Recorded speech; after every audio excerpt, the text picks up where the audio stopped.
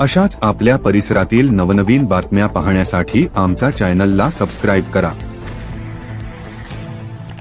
शहादा तालुक्यातील जी.एस. विद्यामंदिर वडाळी व विकास English medium school यांच्या संयुक्त विद्यमाने आषाढी एकादशी निमित्ताने पंढरीची वारी आपल्या दारी हा विशेष उपक्रम राबविण्यात आला। शाळेचे मुख्याध्यापक श्री एस.डी. भोई, पर्यवेक्षक श्री व्ही.आर. पाटील यांनी भगवंत विठ्ठलाच्या पालखीचे विधिवत पूजन केले। सर्व विद्यार्थ्यांनी पारंपरिक महाराष्ट्रीयन वेशभूषा परिधान केली होती। विद्यार्थ्यांनी वडाळी गावात प्रभात फेरी काढली।